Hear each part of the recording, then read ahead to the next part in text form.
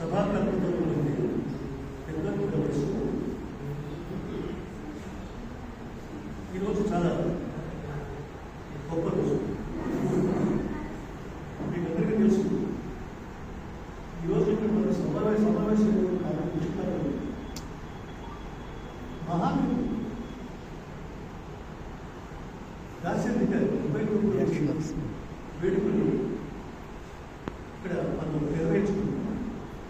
మనం ఇక్కడ ఎలాగే నిర్వహించుకుంటామో మొత్తం తెలంగాణ మరియు 2 తెలుగు రాష్ట్రాల్లో కూడా నా ఉద్దేశం రాజశేఖర్ గారి జయంతి ఉత్సవాలు ఘనంగా జరుపుకుంటున్నారు నేను అనుకుంటున్నాను.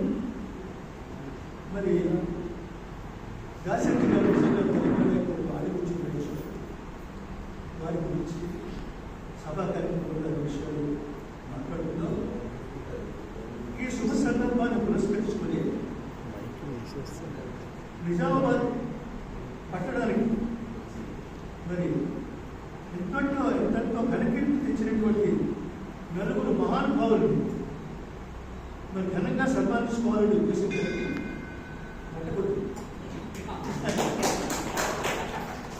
ఆ మహానుభావులు ఒక్కొక్కళ్ళు ఒక్కొక్క ఆడివచ్చు నిజామాబాద్ పేరు ప్రఖ్యాతుల్ని 2 తెలుగు రాష్ట్రాల్లో ఇరువుడింపులో చేస్తున్నటువంటి మహనీయులు.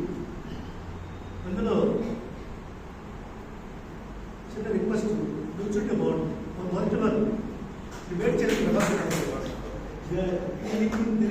తిరిగి మహానీయులు. తర్వాత రెండవరు ఎక్కడే ఉండి గుర్తు పొందుతారు కదా.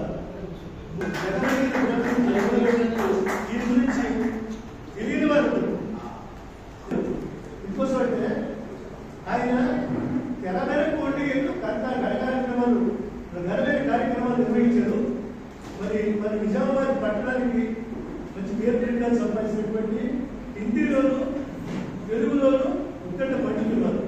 తెలుగులో కూడా హిందీలో కూడా వర్కికుడైన మీరందరూ ఎంతో వ్యయాసం వచ్చి మీరందరూ ఇచ్చేసిన పేరు నా హృదయపూర్వక ధన్యవాదాలు తెలియజేస్తున్నాను. శ్రీపాద కళాపీఠం గత నా ఉద్దేశం ఒక 18 సంవత్సరాల నుంచి నిజామాబాద్లో సాహిత్య సేవలు చేస్తున్న విషయం మీకు అందరికీ తెలిసిందే. ఎలాగైనా గుర్తు చేయాల్సిన బాధ్యత నా మీద ఉంది. కాబట్టి ఈ ముఖ్యోద్దేశం అంటే సాహిత్యం సేవ చేస్తూ అన్ని కళలలో నిష్ణాతులైన వాళ్ళందరికీ సన్మానం చేయాలి, చేసి వారికి ఆపాదించి పెట్టాలని ఉద్దేశంతో ఈ సంస్థను స్థాపించడం జరిగింది.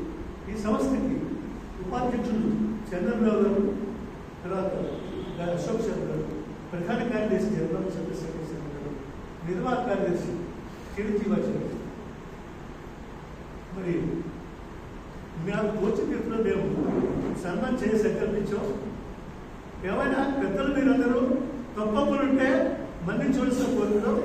చాలా ముందర నా ఉద్దేశం ప్రకారం పత్రికల వారి కోసం ఈ సన్మాన గ్రహీతల ముందర సన్మాన కార్యక్రమం నిర్వహిస్తే బాగుంటుందని పెద్దలు నిశ్చయం చేశారు.